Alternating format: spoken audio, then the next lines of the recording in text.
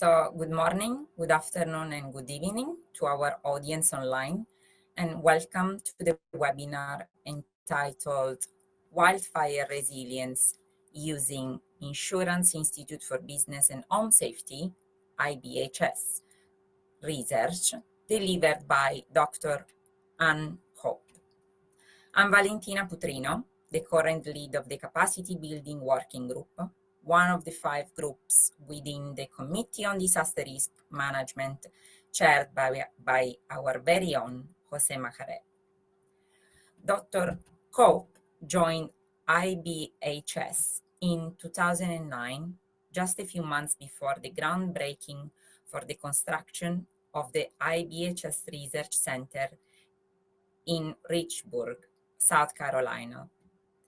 As the chief engineer, she led the development of research programs to improve the performance of structures in hurricanes, wildfires, severe thunderstorms, and hailstorms, as well as the team of engineers, scientists, and skilled craftsmen who conduct research on full-scale homes and commercial buildings.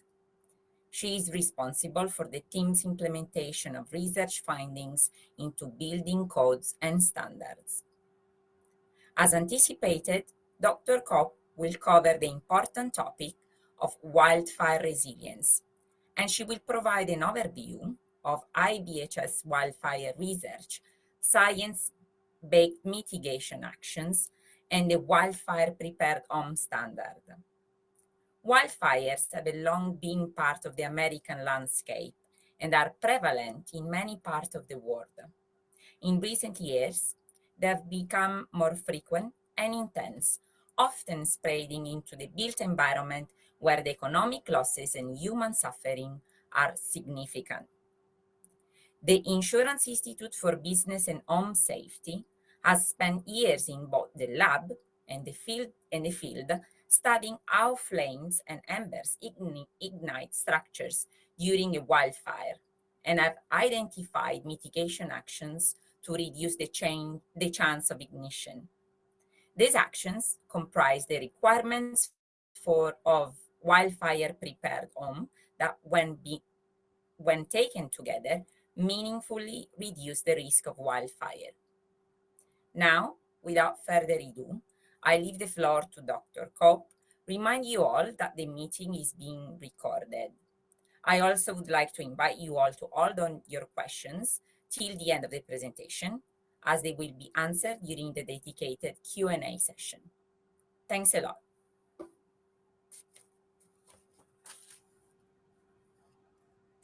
Great. Well, thank you so much for having me on this webinar. Valentina, thank you so much for the invitation. And I will be providing the webinar in English, my native language. I understand that the option is available to you to select your language so that you can hear my webinar in Spanish. And I am so appreciative of that additional feature for our audience. Because as Valentina just described, wildfires are not a problem here for the United States alone, though we have some of the ones that have most recently been in the news worldwide for loss of structures and sadly loss of life. So we've been studying wildfire here in the United States, as well as communicating with our colleagues in Australia and in Europe about the dangers that fires in the wildland can pose to our built environment. Here at the IBHS Research Center, we've been doing some testing in our laboratory. We have a big full-scale laboratory where we can subject homes to regular, realistic wind environments. We can also ignite them with embers, with flames, and study where the vulnerabilities are and how different pieces of the built environment impact each other. All of this video that's playing on the screen now was taken here at our laboratory in South Carolina, and you can also find some of these interesting research videos on our YouTube channel, which I'll mention at the end right before questions so that you can go there and find it. Here on the screen, we have clear difference between a building, two sides of a building. One has made excellent choices in terms of wildfire mitigation. The other has made poor choices in terms of mitigating against wildfire, and you can see the result starkly. One building, total loss. The other side of the building, never even ignited. So the good news is, through the research and through the study, we can find the vulnerabilities and we can provide meaningful engineering guidance to our communities so that the reduction of damage can happen. It takes not only knowing the information, but then also getting communities to take that action. And frankly, I think that second part is the harder piece. So today I want to go through research that we've done here in the laboratory and how we're taking those into actionable pieces for communities step by step. And there are a lot of pieces that need to be together done as a systems approach to actually get the meaningful reduction in the risk. We know that you have to do these things, and we know that the science that we find in the laboratory reflects what we see in the real world because we go out and measure. We don't simply do the research here in the laboratory. We also go out after devastating events and check and take pictures and confirm that the work that we're doing matches what we see in the real world. Why now? Why have we come up with a designation program now? Fires have been happening for the past several decades, but what we have seen, particularly in the United States, is over the last 5 years or so, starting 2017, 2018, the number of structures lost and the sad and tragic loss of life has suddenly boomed from something that was difficult into something that is unacceptable. So the urgency in terms of getting the research into the built environment and into the communities that can use them is really turned up full volume after the devastating Camp Fire that decimated the town of Paradise, California, the Tubbs Fire that decimated some pieces of Santa Rosa County, including Coffee Park, which was a community that wasn't expecting to have that big of a risk. So we're seeing more impact to the built environment. We're seeing larger fires. We're seeing climate change bringing fire into a year-round type of occurrence in the western portion of the United States instead of the more localized fire season that it used to be. And so those impetus, that urgency calls on us to take that engineering and the science that we have learned and to translate it into meaningful action. We've taken all of the work that we've done and we can pretty much isolate it into two types of things. We know that fire brings three things basically to a community. Fire, wildland fires in particular, bring embers and they can travel for miles. They also bring flame, either a creeping flame or a big flame. And those flames will also have radiant heat. So we've got embers, flames, and radiant heat. What we have found in our research is that we need first to protect buildings from embers. And then second, as an added layer of protection, then also start protecting from flame. So as I present the work that we've done and the research that we've done into the actionable pieces of information, you'll see it embers and a little bit of creeping flame, and then the larger flames. So I'm going to start with embers. The first piece of the building that experiences any sort of impact from wildland fire is typically the roof. We've seen that roofs are often the largest piece of a structure. And in the literature, we have taken a deep dive into the literature. There is absolutely a correlation between wood roofs and loss of building. As the embers gather and blow around and gather on the roof, it's very easy for them to get into nooks and crannies and down in the valleys, it's easy for embers to find that weak link, particularly on a roof, and cause an ignition. The ignition is usually initially very small. It might be just a small group of pine straw needles, a small group of leaves, kind of up against a dormer window, very small little ignition from a landing ember.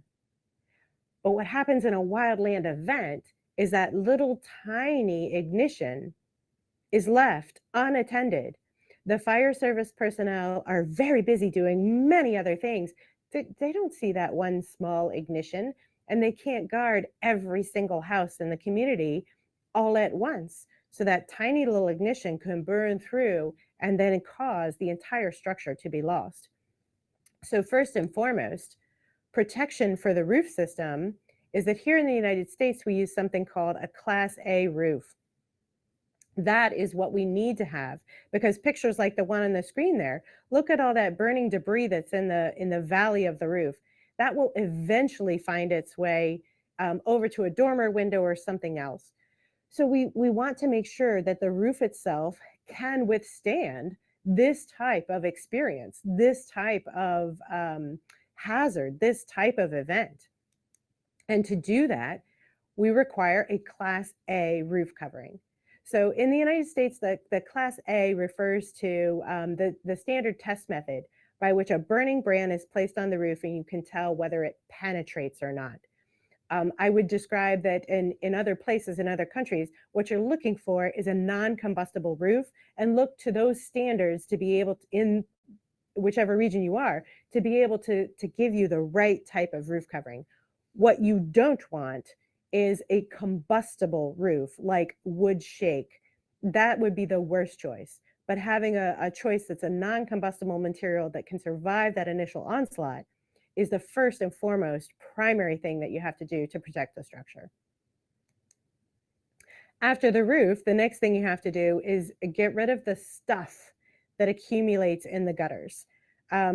We like to have gutters on the sides of the roof to prevent rain from dripping down. We want to channel the water away from the home, but leaves and pine needles and things can get into those gutters, and it makes a nice little trough for a fire to just sit there and burn and try to attack the structure. Again, in the post-disaster reports, we've seen time and again that gutters are an important factor right there next to the roof. So what we want to see people have is non-combustible gutters. You want metal instead of vinyl that will melt. And you want to make sure that those stay clear. Clean them out regularly to get rid of the pine needles or the leaves. Also, you could cover them, which we'll show later in the higher standard that you would need to go ahead and cover them. But as long as you keep them clean, you can just simply have a non-combustible gutter. The other thing that's striking to me is people describe vents for the attic. So here's some footage of embers created in our laboratory going straight through this vent that provides meaningful ventilation for the attic structure. But look at them flying around. Now that attic in the test building is empty. I'm going to go ahead and play that one more time because that's fun to watch. The attic that's there in the test building is empty. But I don't know about you, I keep a lot of stuff in my attic. So I go up the attic stairs and I put things up there like wrapping paper and old things that I want to store. And all of those embers flying around are going to be landing in those cardboard boxes and then starting an ignition inside my attic that the fire service wouldn't even be able to see. So what we want for protection of the building, first and foremost, the roof with its gutters, next, the attic ventilation. It makes me chuckle a little bit when I hear people talk about attic ventilation and they talk about, well, there are inlet vents and there are exhaust vents. I find that amusing because Mother Nature doesn't care. And she didn't pay attention when we started labeling the vents as which ones were inlet vents and which ones were exhaust vents. If the wind's blowing on it, the vent is going to become an inlet vent because the wind is going to blow on it and it's going to come in. So it doesn't matter whether you say, oh, these are at the bottom and these are at the top. Where the wind can blow, things can come in. So we want to treat all of the vents that go into the attic and into the crawl space as a vulnerability. We want to keep the embers, large embers, from penetrating those vents. To do so, we can do just a couple of easy things. This is a gable end vent that already exists.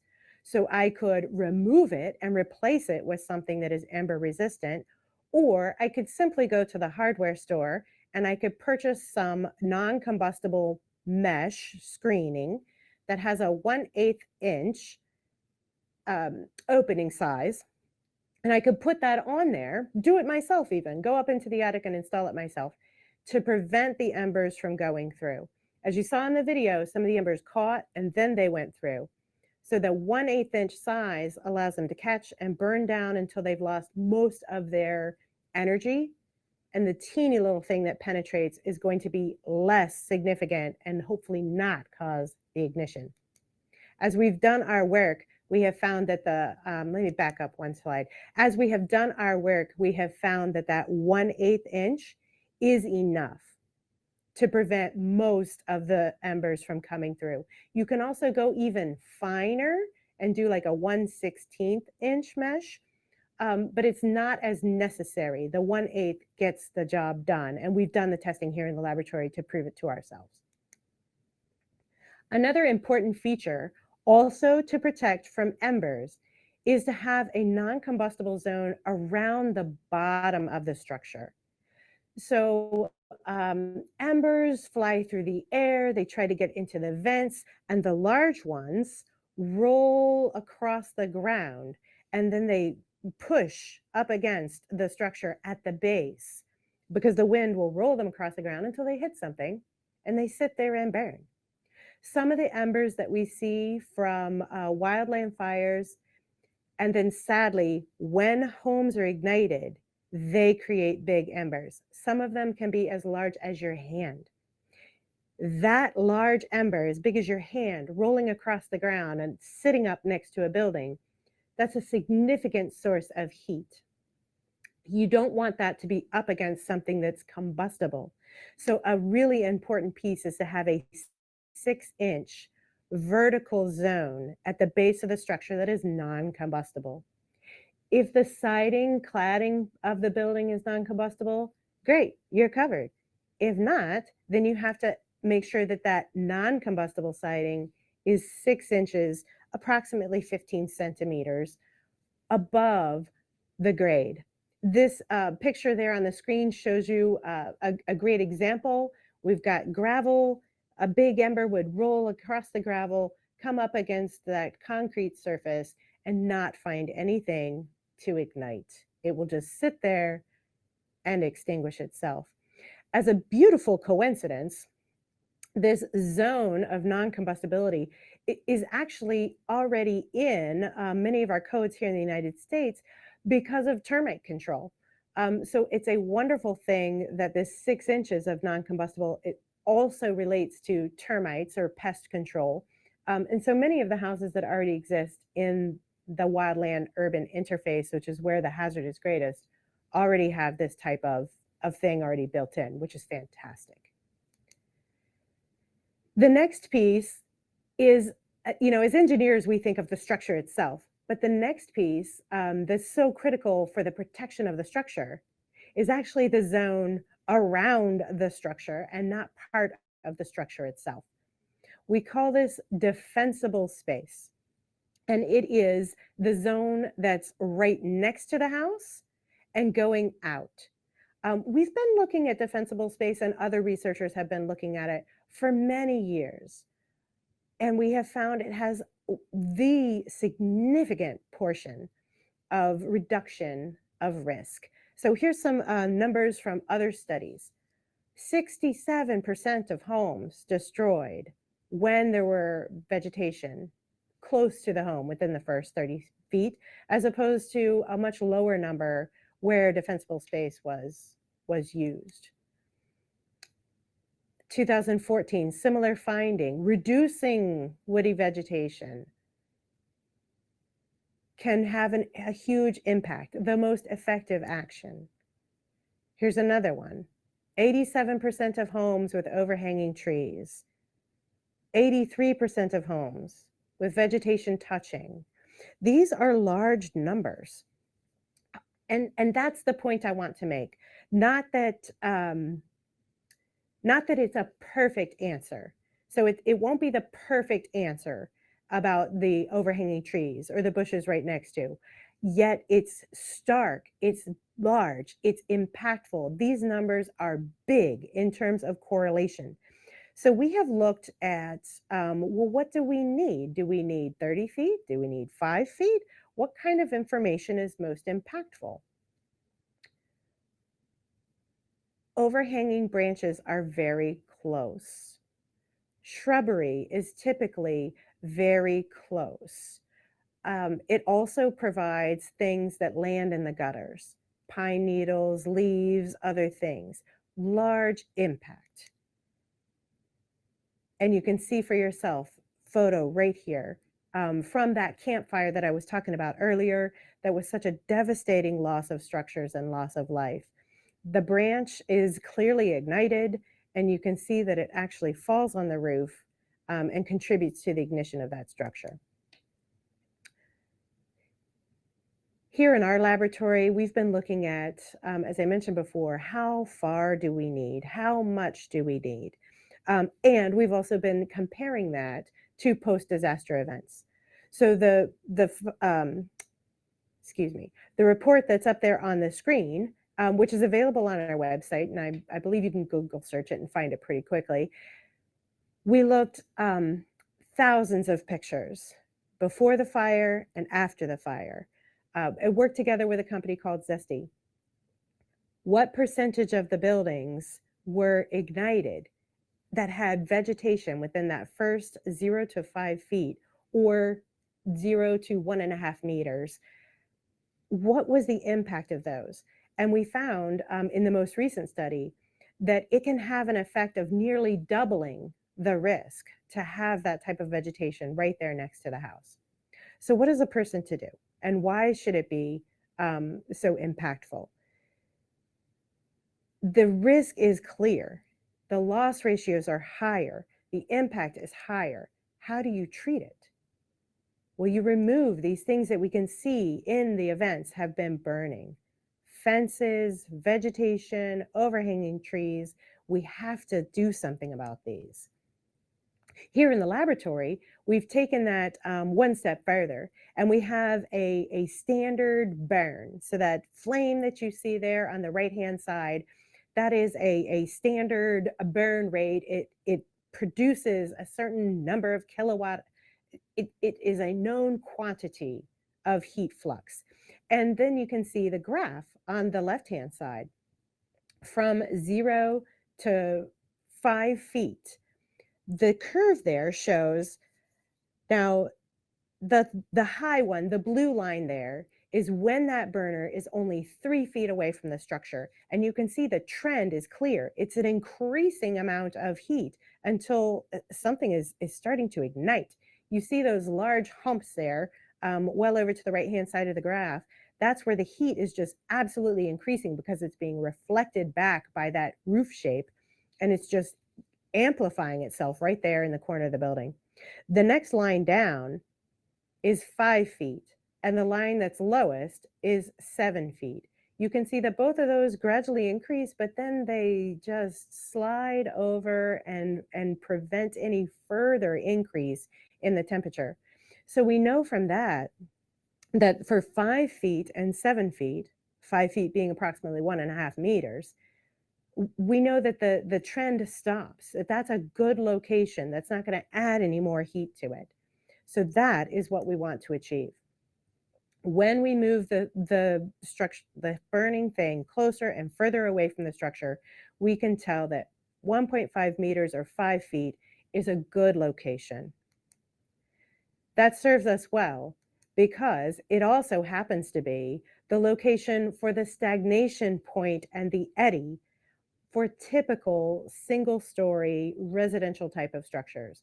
The wind blows on the building, it causes the eddy, and that stagnation point that causes the churn. You can see the distance is approximately 1.5 meters, where the embers will go and collect and want to catch things on fire. So beautifully, we've come to that conclusion from two different locations, and we can use that in our scientific application of real-world risk reduction. Within that zone 0, the first 1.5 meters or 5 feet, we have to remove the things that will light on fire and combust. And most of the times, as soon as I say that, people get really nervous or they don't like it. They want their beautiful bushes, they want their camellia bushes, they want their flowers. And we can have beautiful aesthetics. We can have things that are nice looking without necessarily having things that are combustible. What we want to use are metals and gravels and pavers and different types of materials that can still be beautiful, but not be combustible.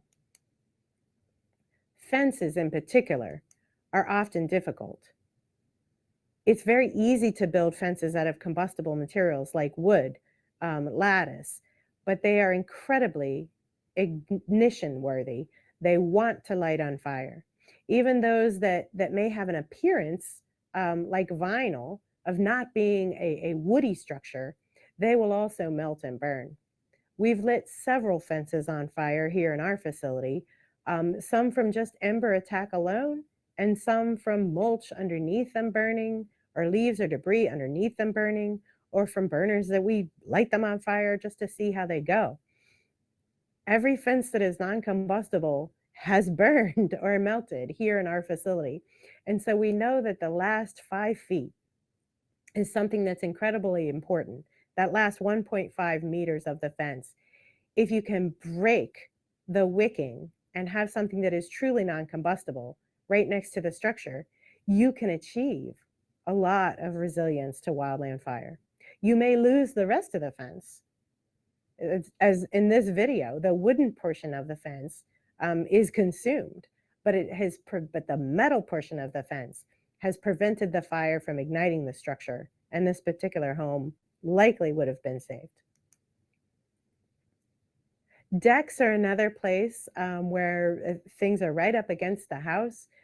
People love their decks, and it's a wonderful use of outdoor space to be able to go outside and have your dinner out there, entertain your guests out there. And decks are one of the things, just like roofs, that are exposed to embers on their top surface and flames on the underside as things come, as that wildland fire progresses through different neighborhood environments. We have found that decks, in the United States, we have a couple of different testing methods for decks. And we focus on that walking surface.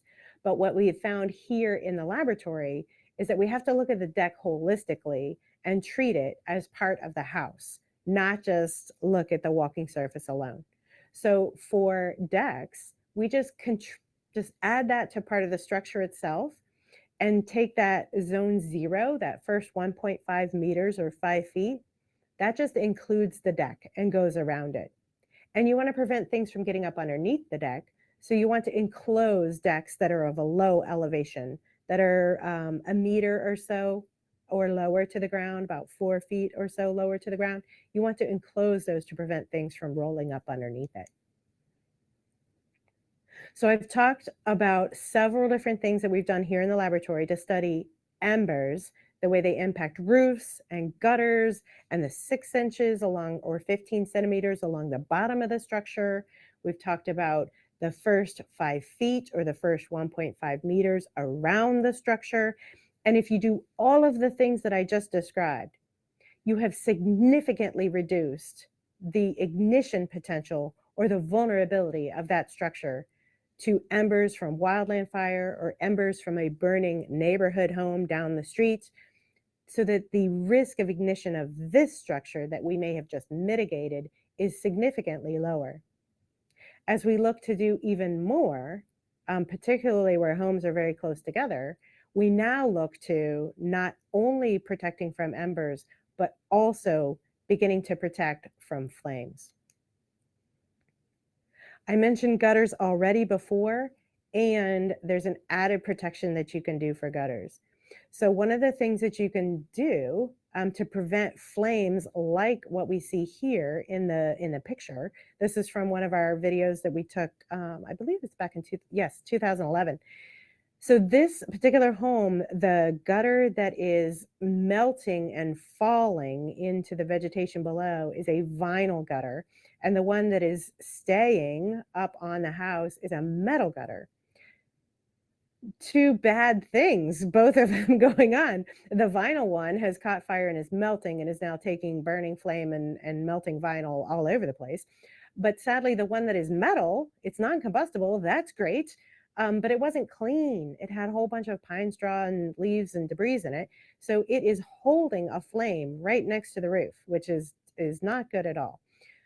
So for that added protection, if you can't get up there and clean the gutters as frequently as you would like to, because who wants to be on the roof every single week cleaning the gutters, what we say is just, cover them. Cover them with something that is non-combustible that's going to prevent those leaves and pine needles and stuff from getting in there. And that's going to prevent you from having to do as much maintenance. You still have to do some, but it's going to keep the flame from being a huge problem right there on your roof. So this is an added feature that you could do for the gutters to bring the risk down even further. And your decks. So zone 0, we want to make sure that the deck, if it's low, is enclosed. We want to include the zone 0 all the way around the deck. That's first and foremost. What do we do next? Next, we want to prevent this type of stuff from happening. I mentioned a few minutes ago that here in the United States, we look at the walking surface of the deck to decide if it is a better choice in a wildland fire hazard environment or not. But you saw in the video, both decks burned. Even though one was better than the other, they both burned. So what we recommend for added protection is to make sure that you choose something that is non-combustible. This deck here is built with metal joists instead of wood joists underneath it to make it a much lower risk. I want to go back to that video for just a moment. I'm going to replay this one because I want you to see, look at the one that's underneath the words zone 0. The walking surface of the deck is hardly included in the fire at all. It's actually the substructure and the joists and the supporting structure that are burning, even though the walking surface is not that bad. So when we say, what is the next step that you can do for decks? We're talking about the assembly, the supporting structure underneath the deck, as well as the walking surface itself. Having a non-combustible total deck structure is a huge benefit to a home that's in a wildland exposure area.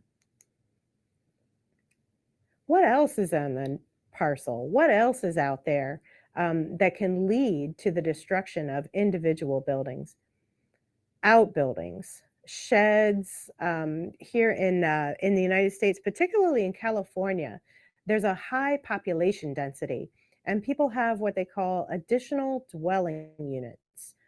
You might have heard them called tiny homes. There are additional buildings that are put on the property to provide living space for more than just the people who are in maybe the single family home. This additional density of structures can be a difficulty for not only the additional buildings, but also the primary structure itself, particularly when they're very close. This picture here is an outbuilding, a shed that clearly was engulfed in flame. Fortunately for this particular homeowner, it was the lucky one that had some firefighter intervention, and this outbuilding was extinguished before it could light the nearby structure on fire. That's not always the case. Here at the lab in South Carolina, we've been studying the impact of building choices on these outbuildings. So this is a time-lapse video. We do this near dawn so that we have maximum reduction of impact from the sun. And you can see the flames from a typical sized wooden shed are absolutely incredible. The impact on we're measuring the impact on the structure that's to the left because we're measuring the amount of heat flux, where you can see all the instrumentation there as we measure what are the heat impacts of that burning wooden building on the primary structure. This one has created a very low impact, but look at the size of the flames, the amount of charred material there for that wooden structure that's out there. If that had been in somebody's yard, it may have been much closer to the primary structure and could have been the trigger that caused the ultimate loss of property, not just the primary structure, but all of the surrounding neighborhood. So as we have been measuring the impact, we have come up with a schematic about how much damage do we see and from what types of buildings. The one that we saw in the initial video, no damage, no impact to the target structure from that burning woodshed. But what does it look like when we have minor damage? This is an example of minor damage. We've got some window pieces that have melted. We've got maybe some charring or scarring. Just a few little pieces here, minor damage. It's unlikely that the home would have completely ignited and been lost, but there would have been some damage that would have had to been repaired. Severe damage. So this is some video of what it would look like when the burning structure causes severe damage to the existing home. We have the loss of a window pane, fell straight out. That's going to expose the building to a much more significant risk as the flames continue to persist, and it could cause even further damage to the structure. Potential total loss, if that window is completely open, allowing flames and embers to penetrate, then we know that eventually something's going to get in and cause that structure to be a total loss. And then the potential for total loss. We had this burning building has actually caught the other building, the target building. It has ignited it. That would have continued to persist and the building would have been a total loss. So these are the measures by which we have evaluated proximity. And we've looked at both metal, non-combustible sheds, as well as wood, combustible sheds, all of them loaded with wooden cribs meant to simulate the type of fuels you would see in typical outbuildings or typical sheds. Separation distances are listed there. From 10 feet, approximately 3 meters, all the way up to 30 feet, approximately 10 meters. And the difference is interesting to me. At 10 feet, approximately 3 meters, you really have just a total loss. If things are that close together, then the impact of one structure on the other is nearly fatal most of the time. That a structure burning right next to the other structure is going to take that one down. But you get out to 30 feet, 10 meters or so, and really you're talking about minor damage.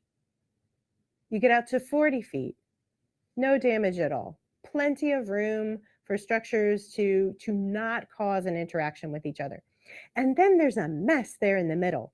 So in between the 10 feet and the 30 feet, so in between, the 3 meters and 10 meters, that's where you really have to pay attention to what kinds of building products you're using and where are you putting them. You can see that the metal shed has a much lower causation of damage because it's non-combustible and it can hold the things that are inside it that are burning.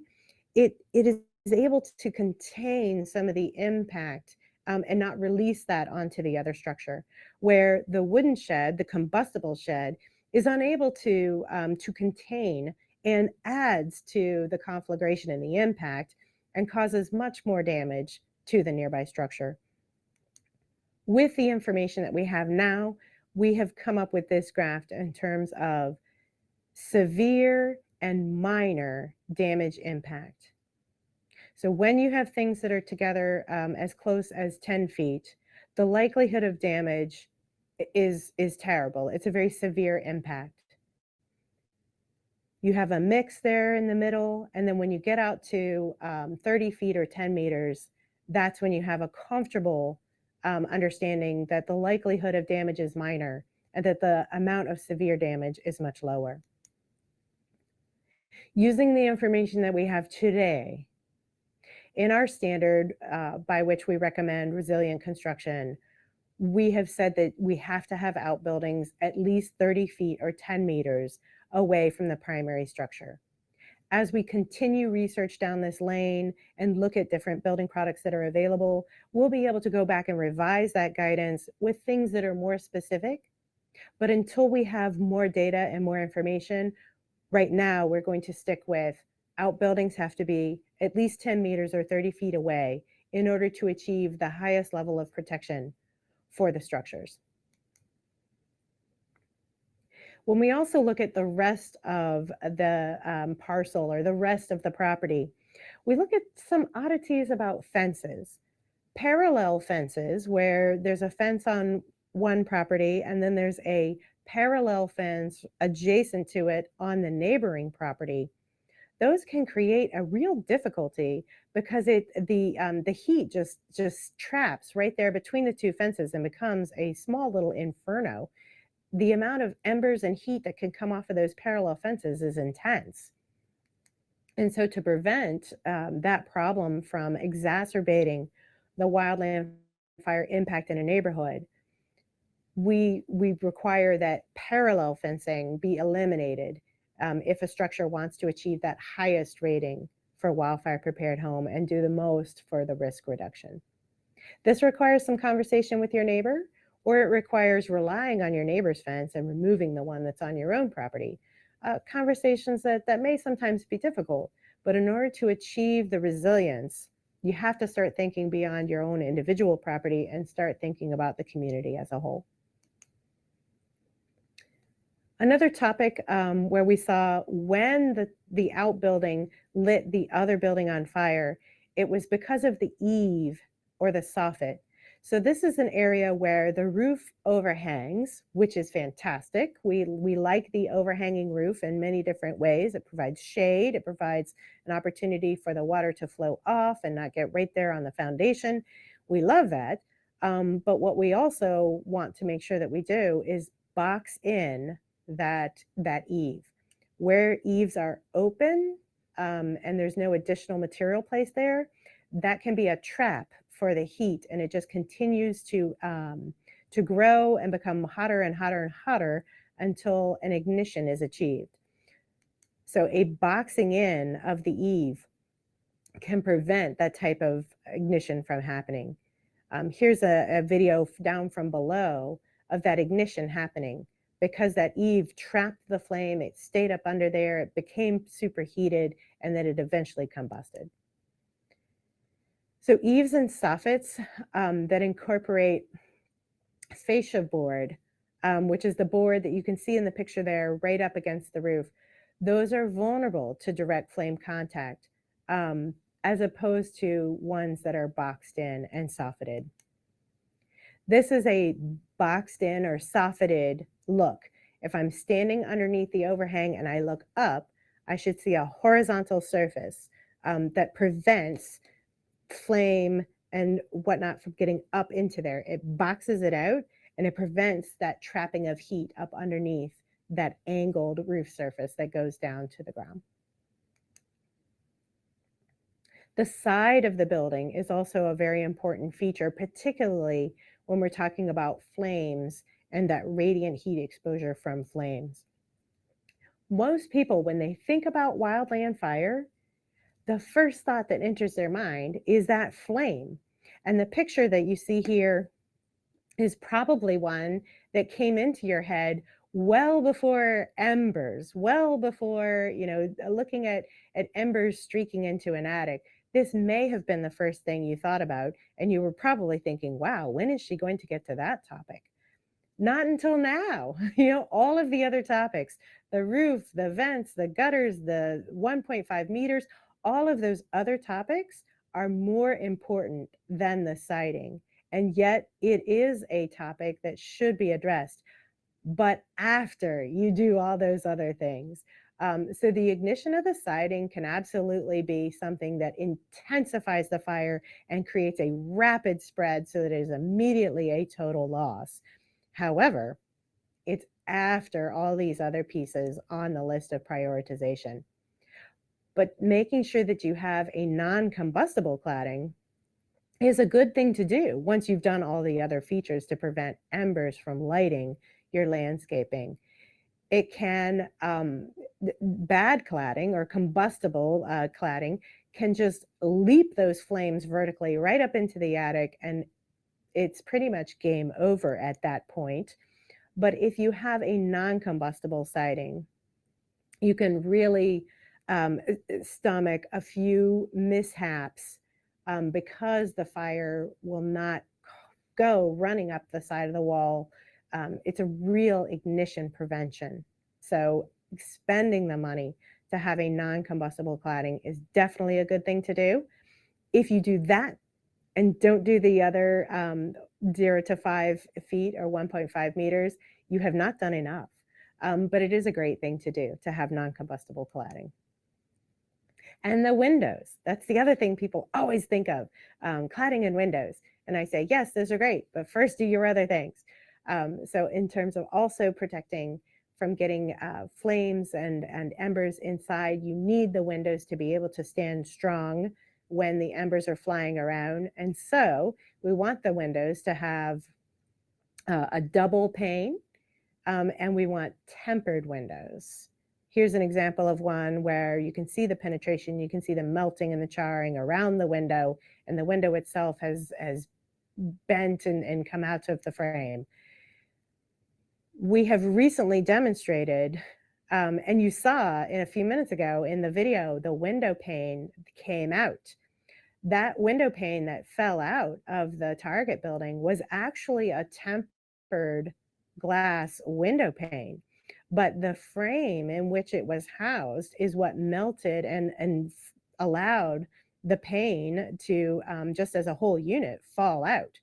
So what we have discovered is it's actually most important to have the inside pane be the one that's going to be carrying the heaviest load, if you will, in terms of wildfire prevention, because the likelihood of melting or denting or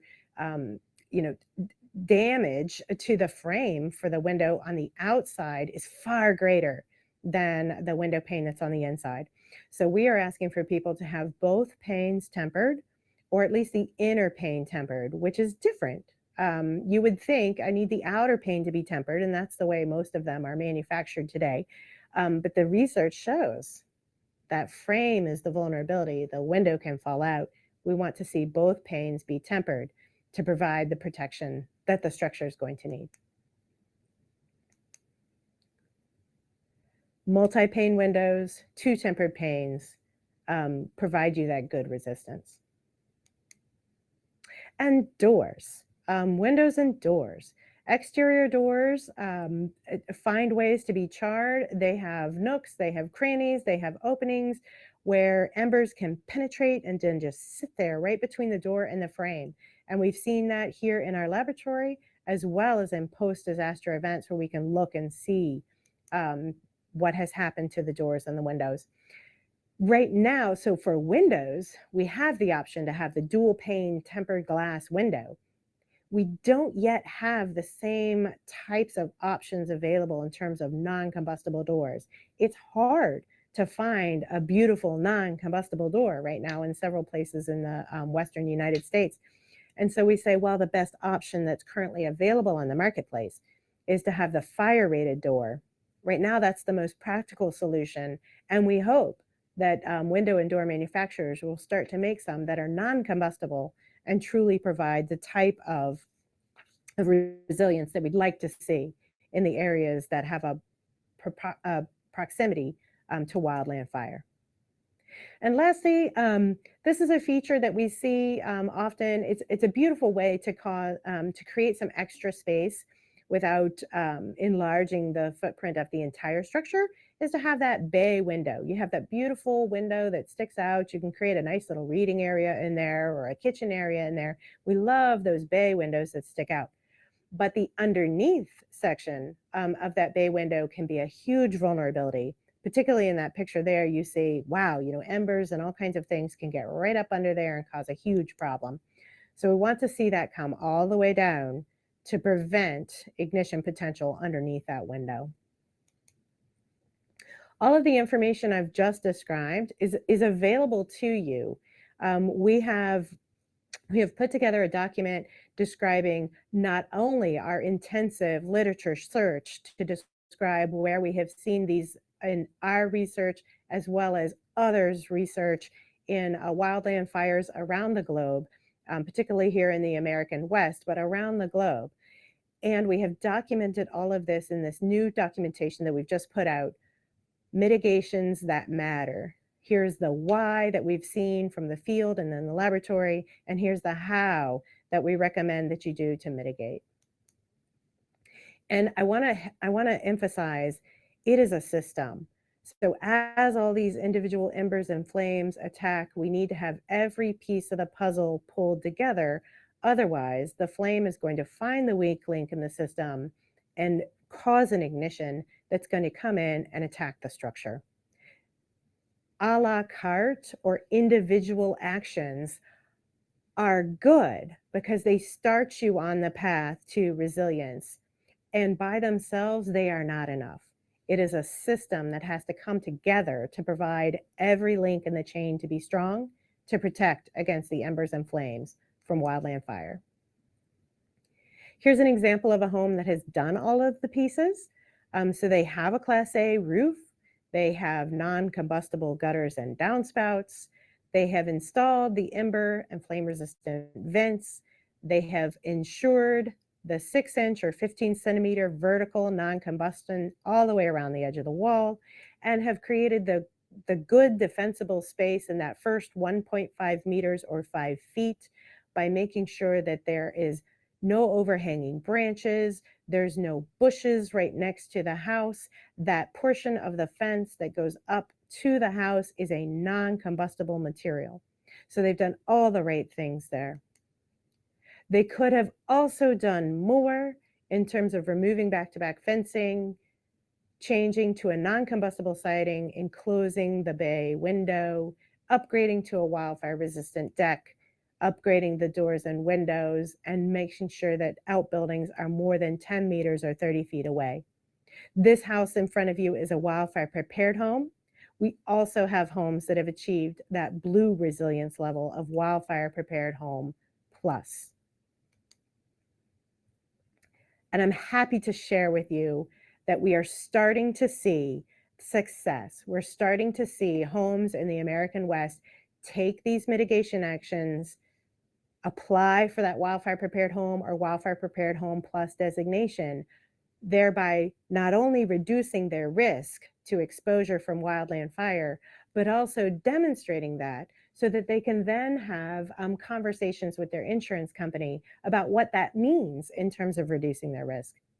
I've also really enjoyed the opportunity to share with you some of the interesting videos and research findings that we have and how we've translated those into those wildfire prepared home and wildfire prepared home plus programs, so that around the globe, our international group of engineers, we can take that information and apply it in our day-to-day work, in our conversations that we have with community leaders, in our conversations that we have for codes and standards around the globe, because we know what can work.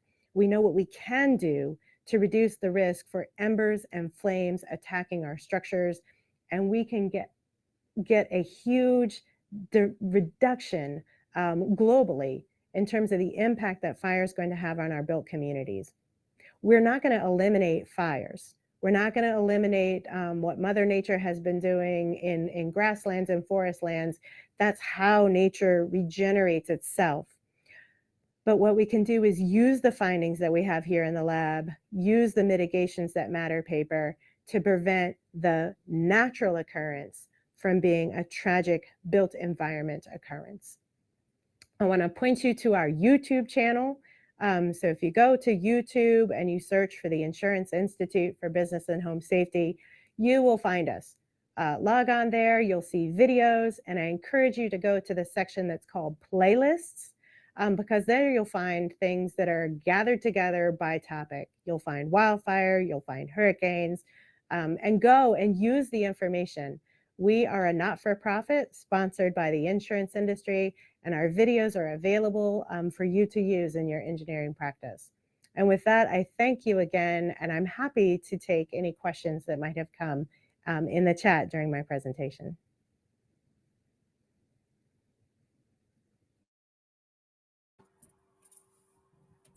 Thank you very much, Han, for the super insightful presentation, and thanks for accepting my invitation to join us today. I have got some questions, clearly.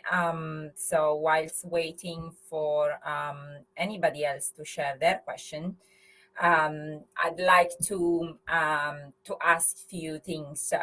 You mentioned at the end something related to obviously the insurance that homeowners can have or can take, and my very first question. So I would like to wear the engineering hat first, and then the insurance and catastrophe modeler hat secondly. So my very first question is related to this. So there are actions that each homeowner can take to reduce the vulnerability of their houses. But there are also actions that require the like extra costs. If you have already, if you are already a homeowner and you want to upgrade in order to make your house more like resilient, then some of those actions, like the one that refer to upgrading the roof, for instance, might be very costly. So all I would like to ask is there any program that can or any fund that a homeowner could access in order to upgrade or I mean make their home more resilient or fire resistant? Yes. So, so two things on that. First, the good news is many of the homes that are in areas that that have a wildland fire exposure already have a Class A roof, which is great. In the state of California, I believe it was more than 90% of the homes already have a Class A roof, which is great news. Now, there are some areas where wood shake roofs have been prevalent for a long time, and those are the places where people are going to have to get something different in order to achieve a better a reduction of risk, and it can be very costly. So there are some grant programs available. They vary regionally. There's some in California, there's some locally, I believe in Colorado. And I don't have a beautiful comprehensive list of them, but that's something that if that applies to you, if you're one of the small percentage of people who do have a wood shake roof and you know that you're in a wildland area, start asking around. Talk to your insurance agent, talk to your local county level government, and ask where are the grant programs, because there are some out there. And the Federal Emergency Management Agency here in the United States is pushing some grant information out to states, but you just have to go and figure out what's available to you locally. Okay, so you are observing an increase in community resilience in this respect in the past years, right? Yes. That's, yes. Yeah. And I guess my question is also if you're successful in implementing all those measures, how much you're like in insurance terms, what's the benefit? You know, it's hard to say exactly what the benefit is. Right now, the state of California, for example, it is having a very difficult time in terms of the insurance market because the rates have been steady for a long time. And then these fires have happened within the past couple of years. There's some policy and regulation that has been in place that has up until now prevented the use of catastrophe modeling in terms of rate making and filing for insurance companies. So we're excited to see the use of catastrophe modeling because that's going to really help the insurance industry and help people understand what the risk is. But right now we have a lot of change going on. The California Department of Insurance has put out a regulation requiring acknowledgement and use of wildfire mitigation techniques. I'm very excited to say that we've had conversations with them and they have listened and followed the science. All of the things that I have described to you today in terms of mitigations that matter are reflected in the California Department of Insurance's understanding of what it means to do things that are important. And each individual insurance company that acts in that state is going to have to put in a rate filing. And so each individual insurer in their own way is going to take that information and combine it and use it. Many of them are going to use the wildfire prepared home standard because they know it already encompasses the science. So we're happy to see that. And it's going to take a few months for all of that activity and all of that action to go through the market and for the market to react and for people to know, well, if I do this, what will I get? Right now, there are a lot of conversations that need to take place between homeowners and their insurance company and their insurance agent in order to figure out what are those things. I would urge people, if you're in an area that's impacted by wildland fire, first and foremost, see what you can do, not just because it might get you something in terms of your insurance, but because it can prevent your home from igniting.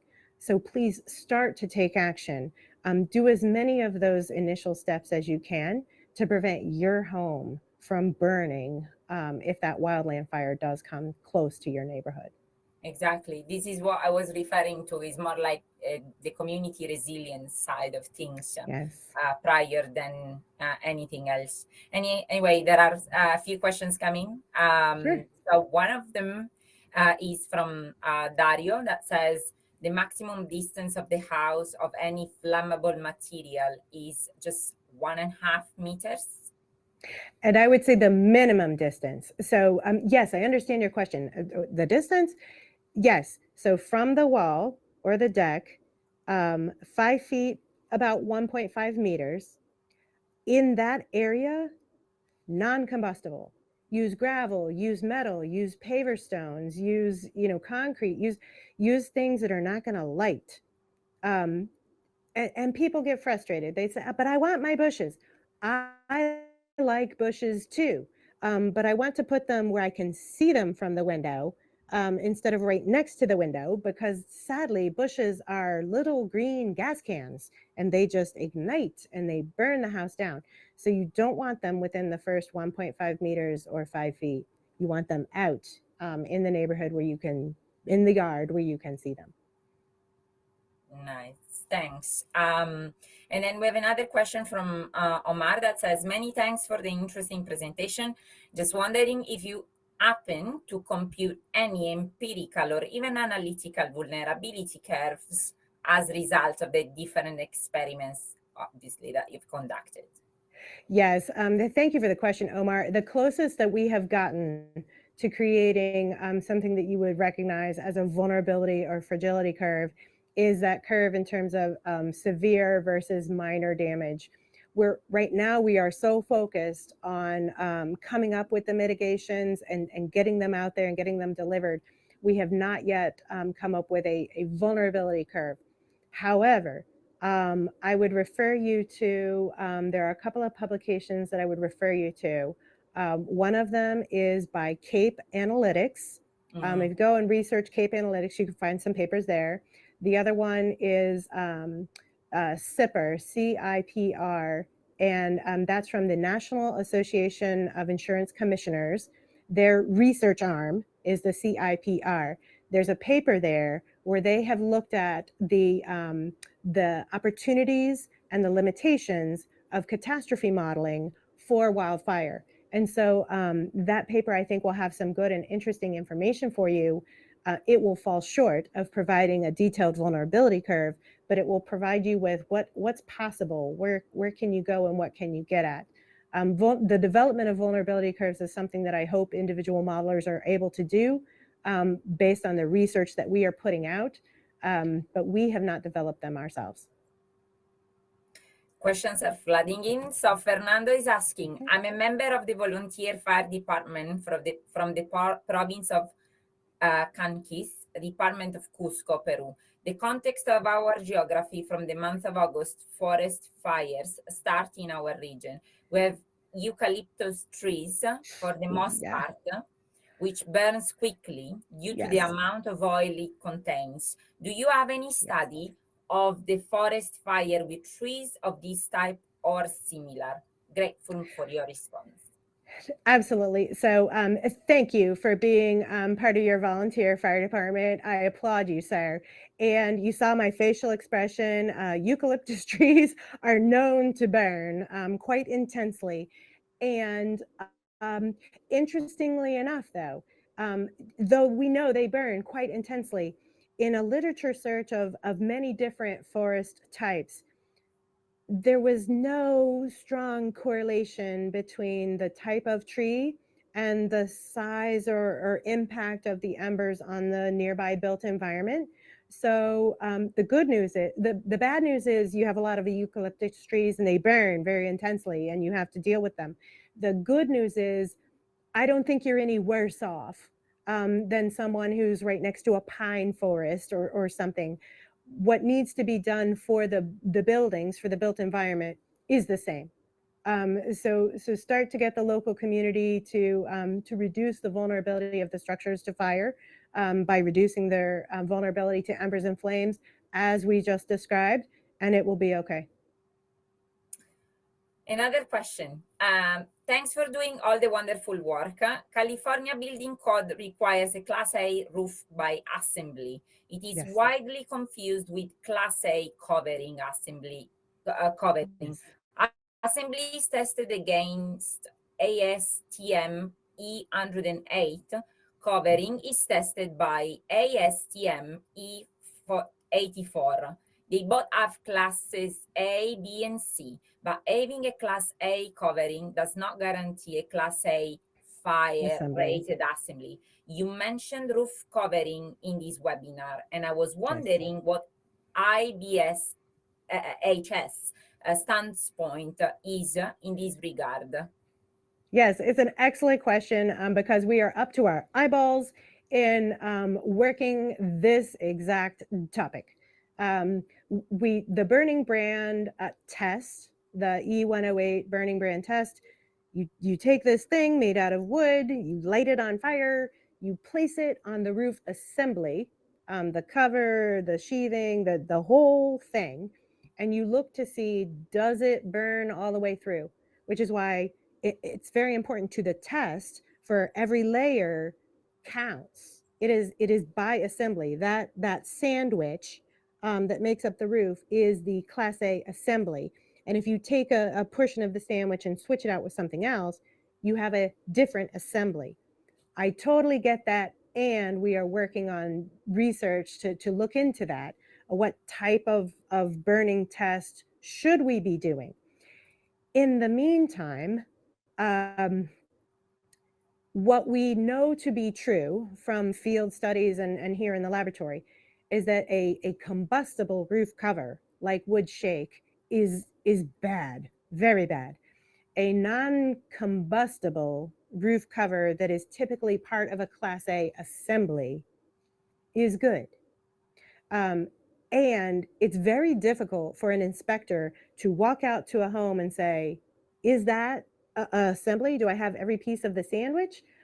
So what we are looking for in terms of an inspection is we're looking for a roof cover that is typically part of a Class A assembly, so that when things are burning on it, like pine straw and leaves and stuff like that, the likelihood of that penetrating the roof cover or igniting the roof cover and causing a flame spread is very low. That's what we have in the standard right now until we continue to do additional research about that burning brand test and how we might come up with more meaningful ways to test our roof cover in the future. Thanks. Another one is, do you have a sense of an average cost to implement this retrofit for a homeowner of a typical residential structure? I think this links to my initial comment and question.